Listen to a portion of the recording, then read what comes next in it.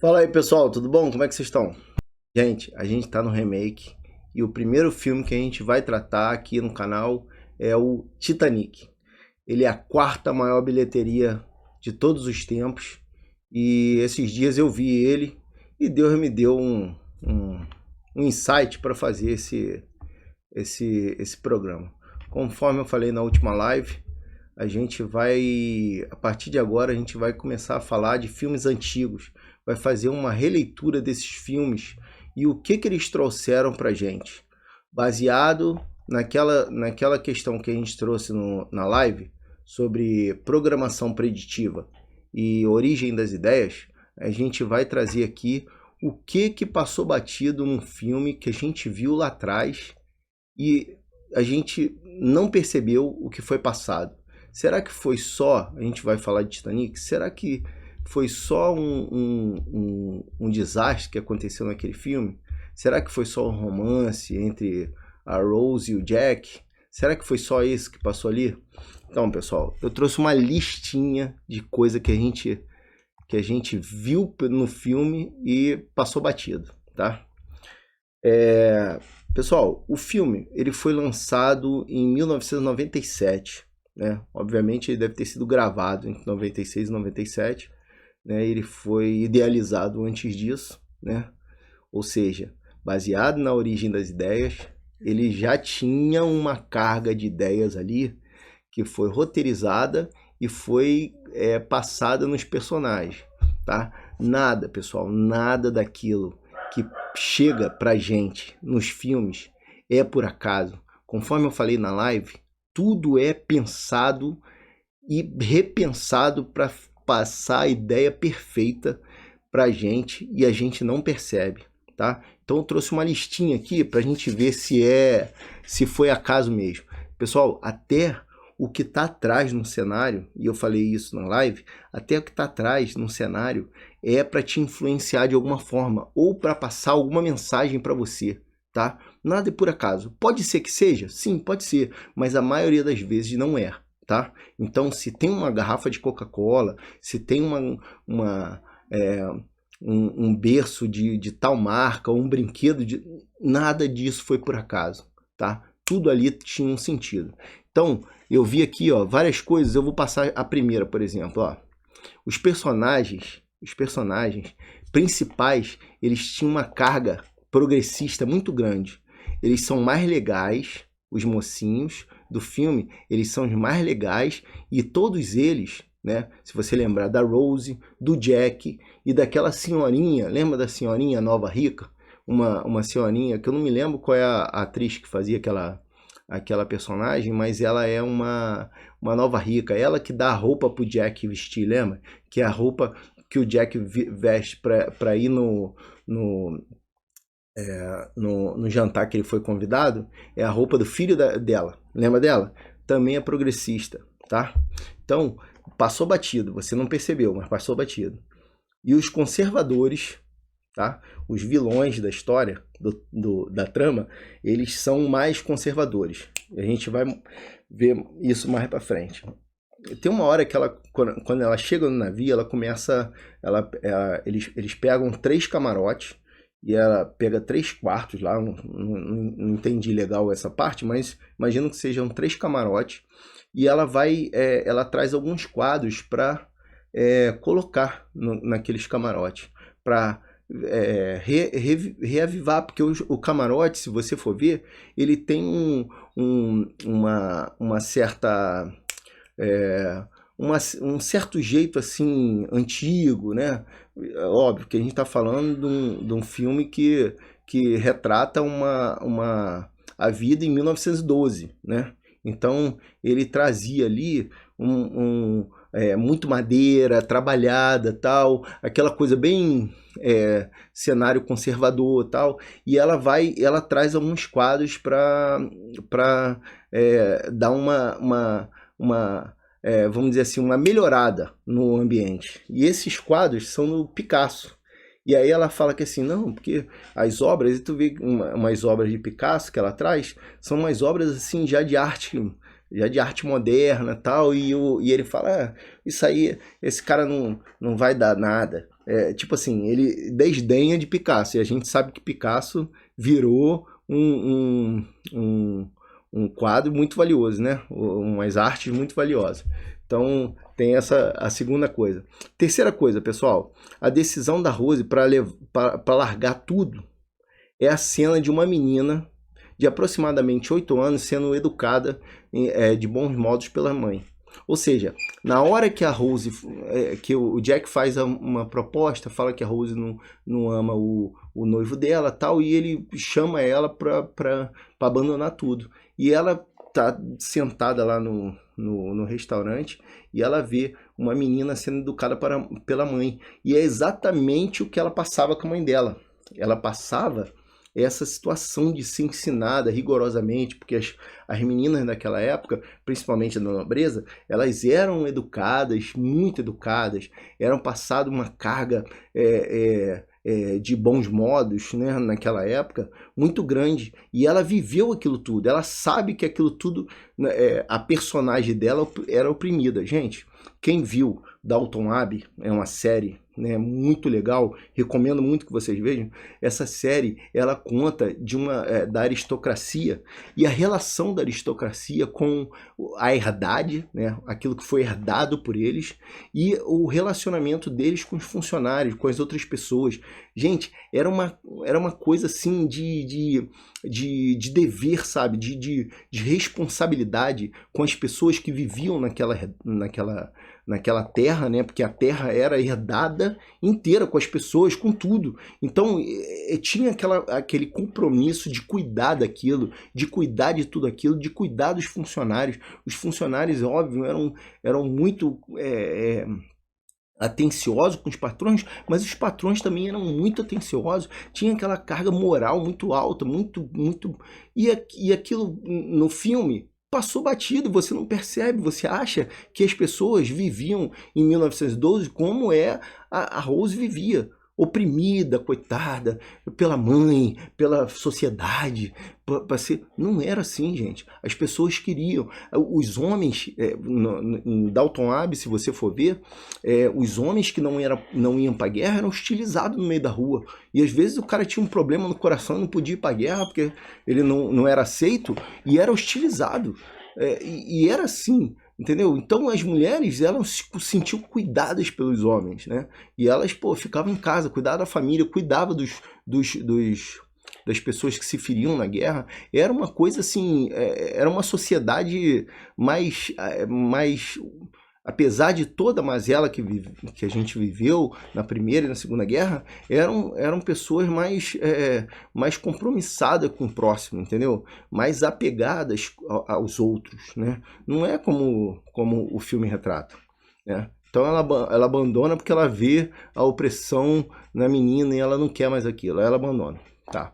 O Jack é legal, e apesar de ser andarilho, conhece muito de arte moderna. O vilão conservador é alheio à arte e não conhece um tal de Picasso. Então é o que a gente falou, né? O Jack, apesar de ser um cara que vive a vida andando por aí, sem compromisso, sem emprego, ganha as coisas em jogo de aposta, ele conhece de arte muito mais do que o cara que foi criado em meio a tudo que foi ensinado, em meio a tudo que é bom, entendeu? Então, o personagem é mau, né? Você olha lá, aquele noivo da Rose é mau, ele é mau. E o Jack não, o Jack é um proletário, né? Ele é gente boa da vida. A nova rica, mais legal do navio, que é essa que eu falei para vocês, né? É que empresta a roupa do filho pro Jack ir no jantar, e que apoia a relação dos dois.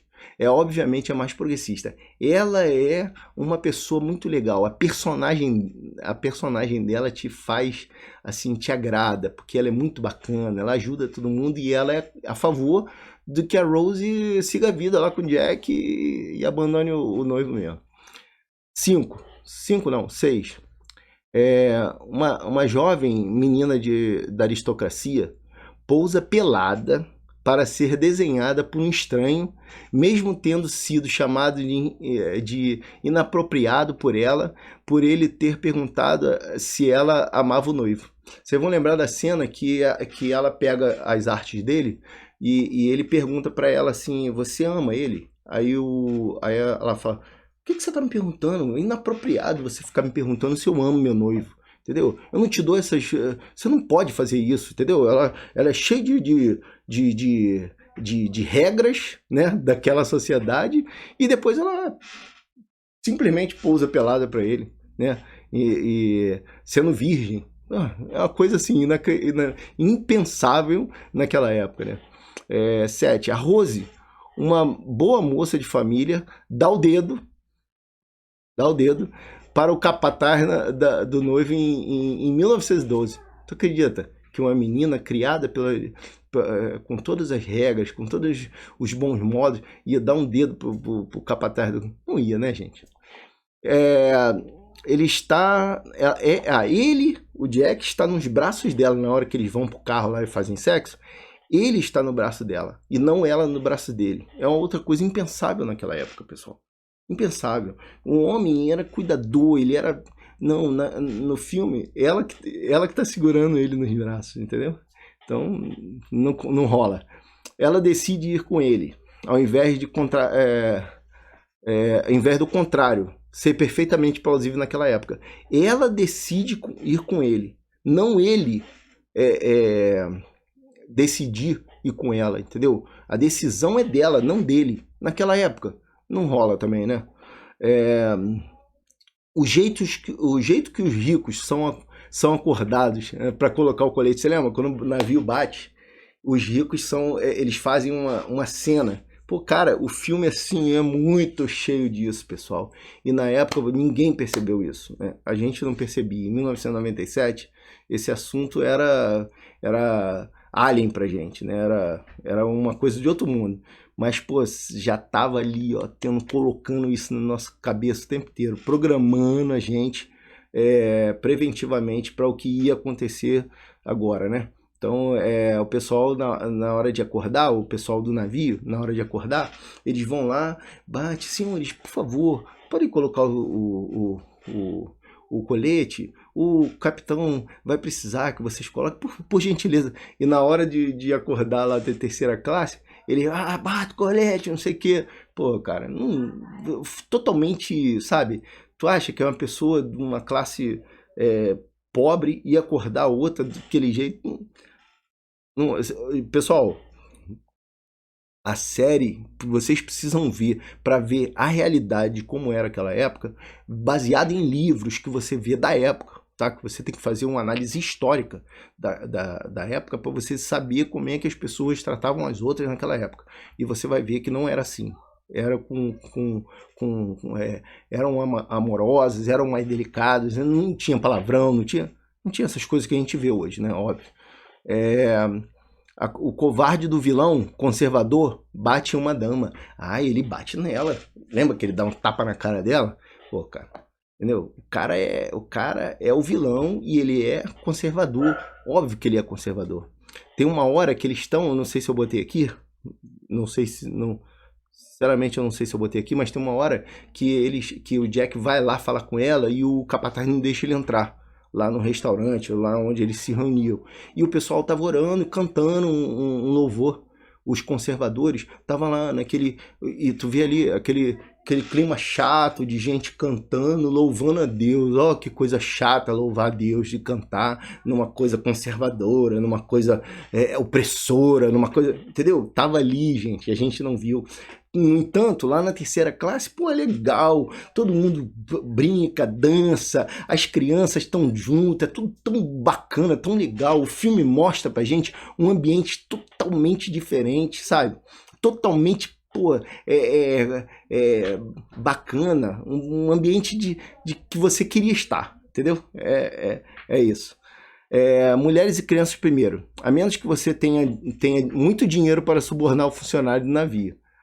Nenhuma moral, né, pessoal? Pô, o vilão da história lá, ele suborna o guarda pra entrar num bote salva-vida. Pô, aí eu trouxe, né? Então, pô, eu trouxe, será que era a realidade naquela época? Cara, houve essa. Então, Jacob Astor, se eu falar o nome errado, vocês me perdoam, que eram nomes próprios de americanos, eu acho. Então, Jacob Astor, Benjamin Guggenheim e Isidor Strauss. Esses 3 homens eram os homens mais ricos do navio. Todos os 3 morreram, pessoal. Todos os 3 morreram. Pô, por que eles morreram no acidente? Porque naquela época eram mulheres e crianças primeiro. Vocês vão ver aí, 70% dos sobreviventes eram mulheres, 70% eram mulheres, 80% eram mulheres e crianças. 20% dos sobreviventes só eram homens. Entendeu? E eu vi ainda uma matéria da grande mídia aí dizendo que foi aberta uma exceção. Nada, gente. As pessoas eram assim naquela época. Entendeu? O homem dava vida pela mulher, ele ia pra guerra por ela. Ele ia pra guerra para salvar o país dele, a família dele. Então ele ia pra guerra. Colete salva-vida para a terceira classe, para a terceira classe era limitado. Claro que não, né, pessoal? Claro que não, né?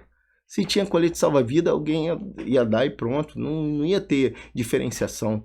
Aí, um dado de realidade que eu preciso passar para vocês é esse. 60% dos passageiros da primeira classe foram salvos.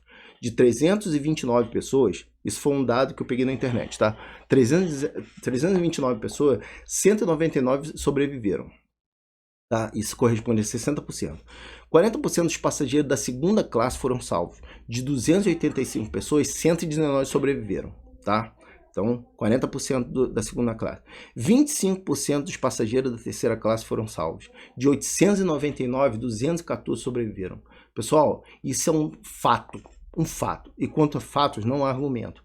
Morreram muito mais gente proporcionalmente da terceira classe do que da primeira e da segunda. Fato. Entendeu? Eu não sei, não estava lá, não posso julgar, não li nada, nenhum livro, nada sobre essa história, mas do mesmo jeito que se julga, proporcionalmente salvou muito mais gente da primeira do que da segunda e da terceira, muito mais gente da segunda do que da terceira. Isso foi fato. Agora, se você for ver, 214 pessoas da terceira classe foram salvas. 199 da primeira e 119 da segunda. Pode ter sido uma proporcionalidade? Pode ter sido. A gente também não pode julgar, entendeu? Se foi feito assim, se foi feito assado. E eu não posso julgar. Você não pode julgar porque não estava lá. Mas vamos lá ao preço dos bilhetes. Você acha que o preço dos bilhetes era tão assim? Será que uma pessoa da terceira classe podia pagar um bilhete da primeira? Vamos ver. Os bilhetes da primeira classe variavam entre $30 e $4.350, que hoje representa de $775 a $112 mil. Tá? Esses são os preços da primeira classe. A segunda classe variava entre 12 e 60, ou seja, teve gente que ficou na segunda classe, que pagou o dobro do bilhete mais barato da primeira. Ou seja, ele podia ficar na primeira, ele escolheu ficar na segunda. Não sei, acomodação, não sei. E vamos lá. Da terceira classe, variava entre $8 e $40. Ou seja, o bilhete mais caro da primeira classe podia pagar um bilhete e ainda sobrava $10. Você entende? Então podia o cara sair da terceira classe e ter pago na primeira? Pessoal, eu tô trazendo os fatos, tá? Aí você faz o julgamento, tá? Os puros, por puro dever moral, o vilão se salva. Ele se salva, por puro dever moral. A prioridade eram as mulheres e crianças. O vilão pegou uma criança para entrar no bote. Ou seja, ele só é salvo porque ele pega uma criança lá que está jogada e bota, porque ele sabe que se ele for falar que aquela criança é a única coisa que ele tem, do jeito que ele falou, ele foi salvo. Ou seja, alguém deixou ele entrar só porque ele estava com uma criança. Ou seja, alguém tinha um dever moral grande para deixar o cara entrar no bote porque ele estava com uma criança. Então, nem tudo era tão imoral assim, né? No final, a Rose, olha para as pessoas ao lado dela e vê iguais, né? Lembra disso? Todos prestes a morrerem juntos. Na hora da morte, todo mundo se vê como igual. Não tem diferença. Tem? Não tem. No final, as pessoas clamam a Deus e o Jack se sacrifica. Então, para o filme ficar interessante, pessoal, tem que ter um herói que se sacrifica. Antigamente os filmes eram assim, tinha que ter um herói para morrer, igual Jesus Cristo morreu na cruz por nós. Naquela época e hoje, as pessoas melhores, elas se sacrificam pelas outras. E isso você se identifica. Por que o filme foi legal? Porque em algum momento você se identificou com algum personagem ali. Por mais com todo o recado ruim que o filme passou, você achou o filme maravilhoso. Porque no final as pessoas se sacrificam, as pessoas melhoram, as pessoas, entendeu? Elas não pioram, elas não ficam mais ruins, mais podres, mais caídas. Elas sempre têm redenção, entendeu? E nessa hora você vê, o Jack se sacrificou. Né? Ele sai de cima da porta para ela ficar sozinha, porque senão ela ia cair junto com ele. E no final as pessoas clamando a Deus. Lembra do cara tocando lá? E isso é um fato, tá? Eles botaram no filme porque é um fato. Porque na hora do pessoal do navio afundando, os caras ficaram cantando lá, meu Deus de ti. Eu não me lembro o nome eu vou ficar devendo para vocês. Ela diz que foi salva pelo Jack. Ela diz, né, que foi salva. Quando ela tá velhinha lá, ela fala, fui salva por ele. Ou seja, ela foi salva. No fim, ela morre e vai encontrar os outros. Inclusive o Jack, num novo navio restaurado e glorificado. Você lembra? Que ela morre e vai encontrar, ela vai pro transcendente. Porque por mais que você não queira acreditar, né, que eles queiram te passar que não existe, eles precisam te passar que depois da morte tem algo maior do que nós. Tem algo tem alguma redenção em todo o sofrimento, né? Então, e isso é real. Acredite, é real. Para mim, para a sua e pro filme. Ela viveu uma vida bem livre. Não sei se você lembra, que no final mostra lá o quartinho dela, aí tá ela andando de avião, tá ela, ou seja, ela curtiu a vida. Ela não casou, mas ela curtiu a vida, ela viveu a vida à vontade, andou do jeito que ela queria falar, que o Jack falou que ela ia andar de cavalo, com as pernas abertas, porque era comum as mulheres sentarem de lado, né, por causa do vestido, elas andavam de cavalo de lado. Botava as duas pernas para um lado só, e ela andou de cavalo com as pernas abertas e tal. E viveu um novo amor, né? Ela casa com o avô da menina que leva ela lá, não sei se você lembra disso. Já o vilão meteu um tiro na cabeça na crise de 1929. Ou seja, ali, o filme mostra assim, ó, o cara, ele era um capitalista, malvadão, ele era um conservador. E aí, pô, perdeu o dinheiro, foi lá e meteu a arma na cabeça e tirou. Acontece? Acontece. Mas por que mostrar que o cara é capitalista, que o cara é malvadão, que o cara é conservador, para depois meter um tiro na cabeça dele? Não precisava? Não precisava, mas tem que colocar. Foi passado um monte de coisa na tua cabeça e você não percebeu, e hoje, tem aquela a história lá tem uma hora que ela fala assim, que na hora que ela vai cair, ela quase que cai, e o Jack lá no começo, lembra? Que o Jack, quando ele se conhece, que ela tá querendo se matar, ela vai lá, fica do lado de fora, aí na hora que o Jack vai pegar ela escorrega e tal, depois eles caem um por cima do outro e tal, e aí vem um cara lá, vai o noivo dela, não sei o que, o noivo dela tenta pagar o dinheiro pro Jack lá, não sei o que, mas tem uma hora que ele fala assim, que ela fala assim, não, é porque eu fui ver aí ela não lembra o nome do negócio, ela fica assim, ó, aí o cara, a hélice, a hélice, eu fui ver o funcionamento da hélice, aí o cara, um dos caras lá do navio, debocha dela, fala assim, é por isso que eu falo, mulheres e máquinas não combinam. Será que foi por acaso que o diretor, que o roteirista botou essa frase na boca do cara pra falar? E na hora que eu tava vendo o filme do lado da minha filha, na hora que ela ouve essa parte, ela ela fica assim, agoniada. Por quê?